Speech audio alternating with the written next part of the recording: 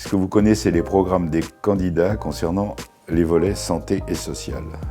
Je sais que Fillon veut faire des réductions sur le programme de la santé, de la sécurité sociale. Pas vraiment. En matière de santé, pas grand-chose. Écoutez, c'est clair. On voit bien qu'en matière de santé et de social, il n'y a pas beaucoup de choses. Les gens le reconnaissent. Maintenant, c'est vrai, il n'y a pas grand-chose. Il va falloir encore attendre un peu pour qu'il y ait des programmes qui se dévoilent. Nous attendons qu'ils en parlent. Nous attendons qu'ils en parlent parce qu'on a besoin de savoir où ils se situent avant de voir un petit peu ce que feront nos adhérents lors des présidentielles, ce qui est leur problème individuel. Nous sommes apolitiques. Qu'attendez-vous prioritairement du prochain président? Que les gens puissent se soigner et qu'il n'y ait pas de médecine à deux vitesses. Remettre du social dans la société. Sécurité sociale nous rembourse correctement. De mettre un peu plus l'accent sur le secteur hospitalier en termes de ressources. Déjà remettre des postes. Voilà, déjà remettre des postes.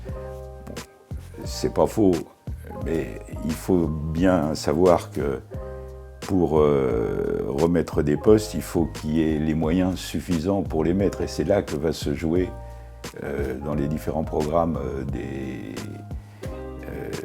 présidentielles, les moyens qui seront dédiés au secteur de la santé et du médico-social. Après ça, on a dit peu de choses ou alors on a tout dit.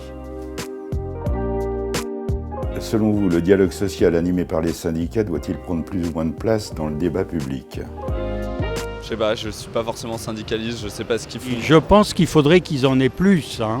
Plus, je pense. Je trouve qu'ils devraient être plus présents. Écoutez, les syndicats, je ne crois plus en eux, alors c'est même plus la peine d'en parler.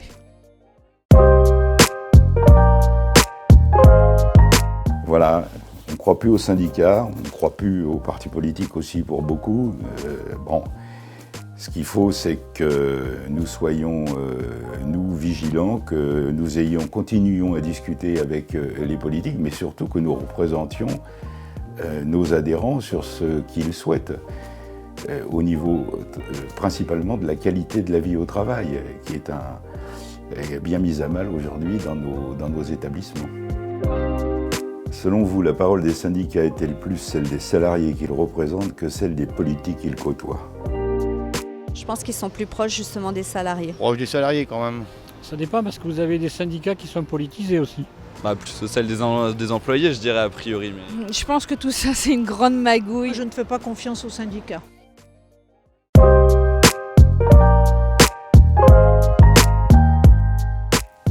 Je suis quand même ravi de voir qu'il y a des gens qui pensent qu'on est plus proche des salariés, parce que moi, ça me semble évident.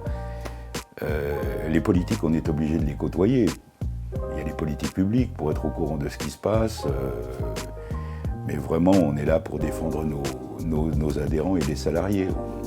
On n'a pas d'autre but. C'est le but même du syndicalisme. Et les gens sont quand même pas complètement fous. D'ailleurs, la plupart le reconnaissent qu'on est plus proche des salariés. Ce qui fait quand même plaisir.